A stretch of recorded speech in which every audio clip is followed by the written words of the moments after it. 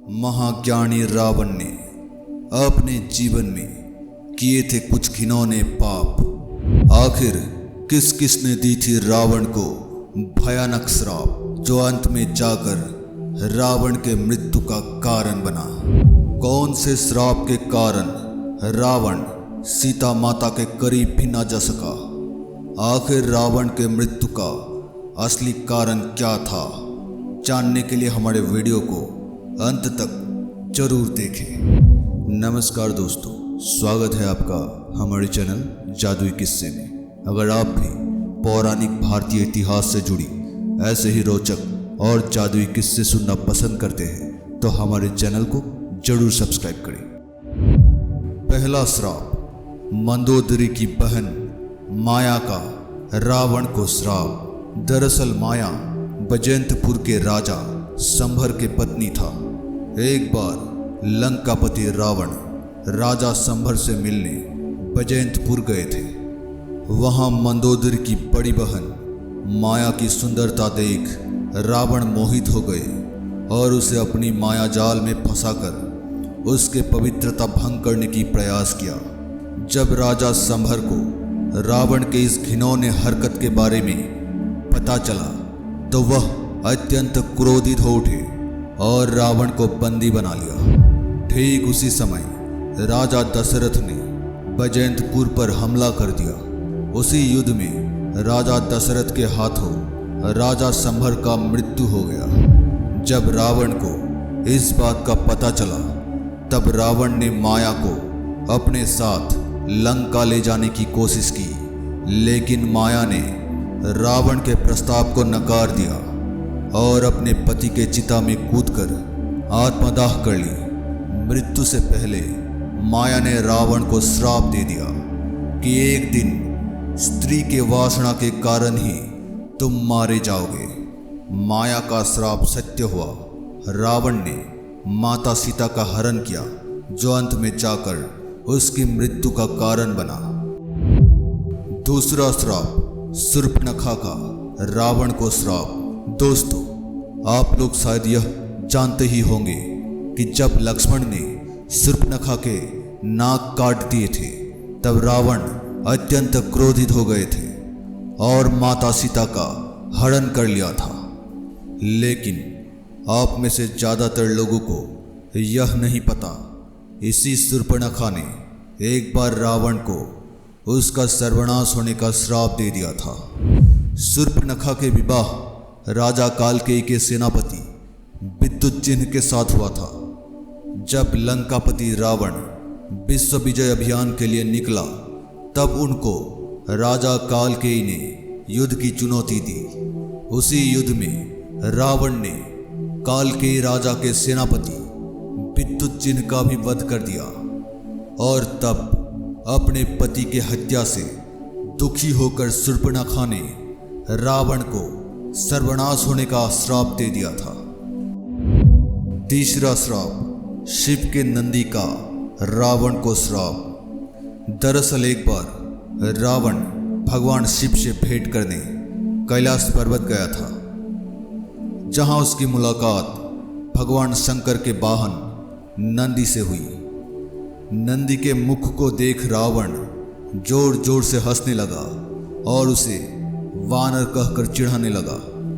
रावण के इस व्यवहार से क्रोधित होकर नंदी ने रावण को श्राप दे दिया कि एक दिन वानरों के कारण ही तेरा सर्वनाश होगा। और आगे चलकर यही सच हुआ। वानरों ने ही रावण और उसका स्वर्ण लंका का सर्वनाश किया।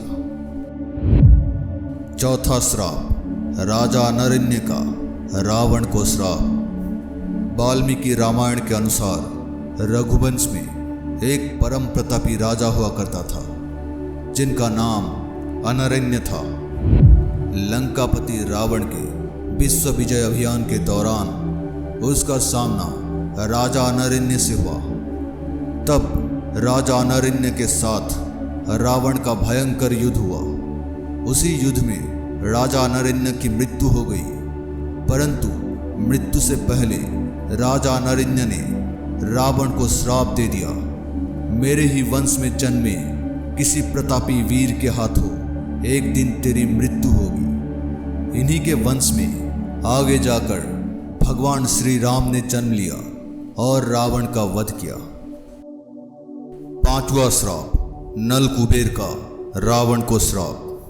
पूरी विश्व पर विजय प्राप्त करने के पश्चात रावण अपने बड़े भाई कुबेर से मिलने स्वर्गलोक पहुंचे।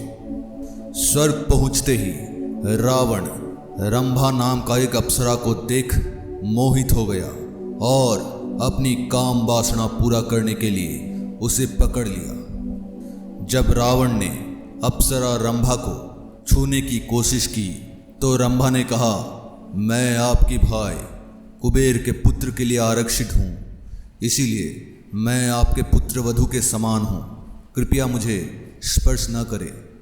परंतु रावण ने अप्सरा की बात नहीं मानी और उसके साथ बल प्रयोग कर सतीत्व भंग कर डाला। जब यह बात कुबेर के पुत्र नल कुबेर को पता चली तो उन्होंने रावण को श्राप दे दिया कि अगर रावण किसी भी स्त्री को उसकी अनुमति और इच्छा के विरुद्ध स्पर्श करेगा तो उसका मस्तक 100 टुकड़ों में बट जाएगा। इसी श्राप के कारण रावण ने माता सीता का हरण तो कर लिया मगर उनकी अनुमति के बिना स्पर्श करने का दुस्साहस नहीं किया। छठा श्राप, तपस्विनी का रावण को श्राप। एक बार वेदवती नाम के एक तपस्विनी भगवान विष्णु को अपने पति के रूप में प्राप्त करने के लिए वन में तपस्या कर रही थी। जब रावण अपने पुष्पक विमान से भ्रमण कर रहे थे तो उसकी नजर उस तपस्विनी पर पड़ी। उस तपस्विनी की सौंदर्य देख रावण मोहित हो गया और उसे अपने साथ चलने के लिए कहा, लेकिन उस तपस्विनी ने रावण का प्रस्ताव ठुकरा दिया और उसे वहां से चले जाने को कहा। इसी बात से रावण क्रोधित होकर उस तपस्विनी के बाल पकड़कर उसे लंका ले जाने की कोशिश की। तब उस तपस्विनी ने अग्नि में भस्म होकर अपने प्राणों की आहुति दे दी और रावण को श्राप दे दिया कि अगली जन्म में मैं ही तेरे मृत्यु का कारण बनूंगी। माना जाता है कि वेदवती नाम के उसी तपस्विनी ने अगले जन्म में सीता माता के रूप में जन्म लिया और रावण के मृत्यु का कारण भी बना। दोस्तों, इनमें से कौन सा श्राप रावण के लिए सबसे ज्यादा भयानक था? कमेंट बॉक्स में हमें जरूर बताएं। हमें आशा है कि आपको हमारी दी हुई जानकारी अच्छी लगी होगी। अगर ये वीडियो आपको अच्छी लगी तो इसे लाइक कीजिए, हमारे चैनल को सब्सक्राइब कीजिए और ज़्यादा से ज़्यादा शेयर भी कीजिए। मिलेंगे अगली बार एक और ख़ास वीडियो के साथ। तब तक के लिए देखते रहिए जादुई किस्से।